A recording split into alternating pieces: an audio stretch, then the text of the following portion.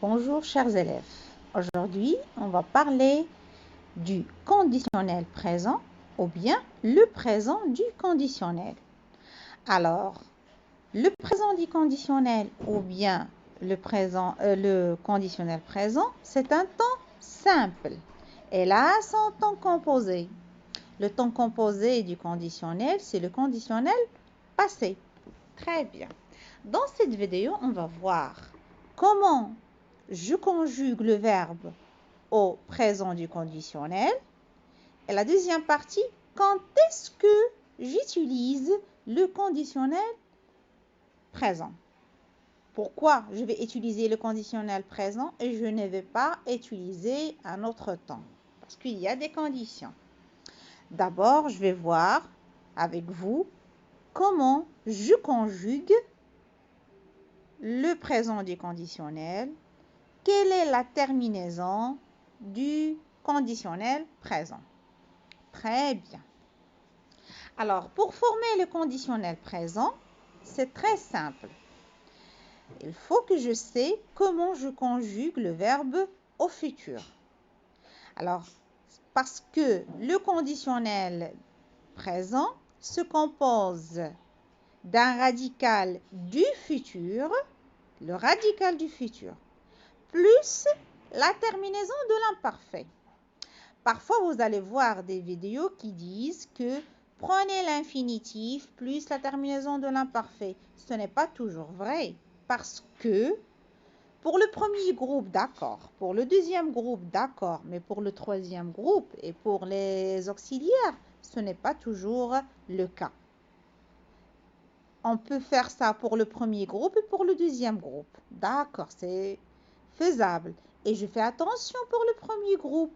Les verbes qui se terminent à la fin avec E, L-E-R, E, T-E-R. Si vous vous rappelez, E consonne E-R. J'ai dit toujours, il y a une règle pour le présent, pour le futur, et c'est la même chose parce que le radical du futur. Excellent, très bien. Alors, je vais donner des exemples. Regardez avec moi le verbe du premier groupe et du deuxième groupe.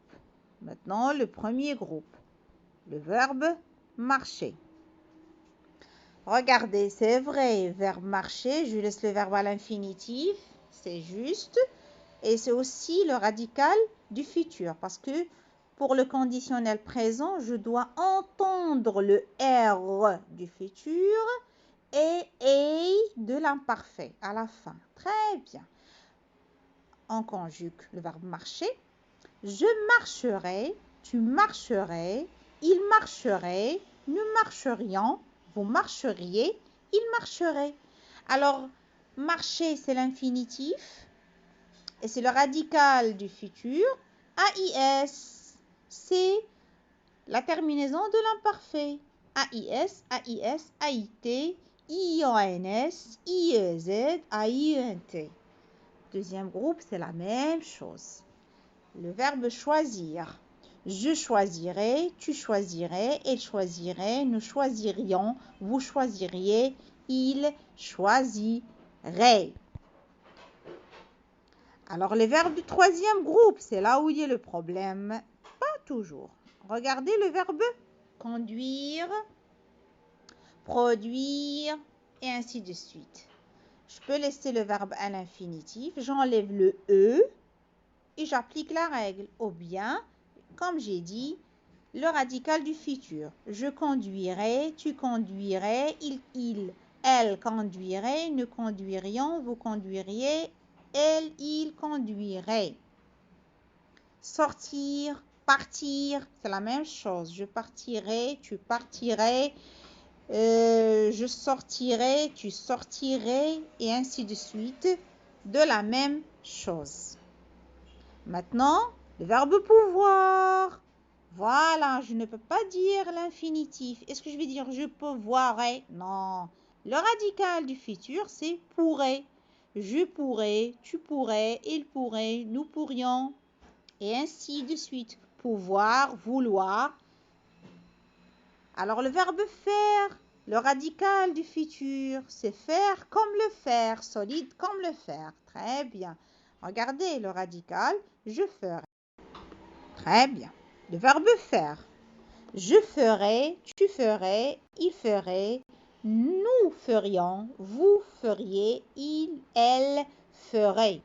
Le radical du futur, la terminaison de l'imparfait. Le conditionnel, c'est facile.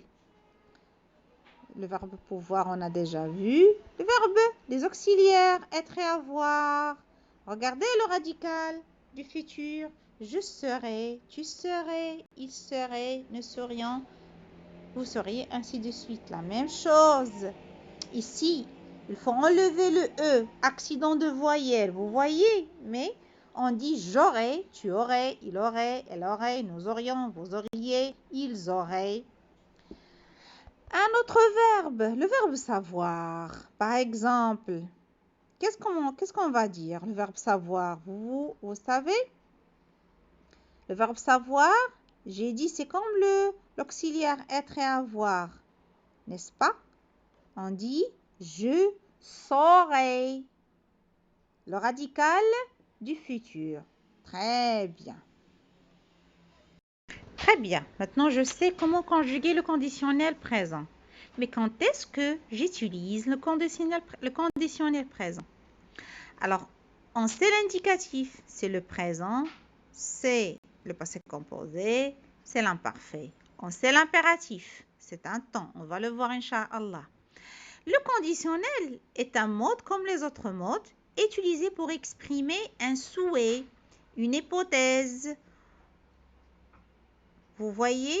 Ou bien, regardez le nom, conditionnel. Ça veut dire une condition.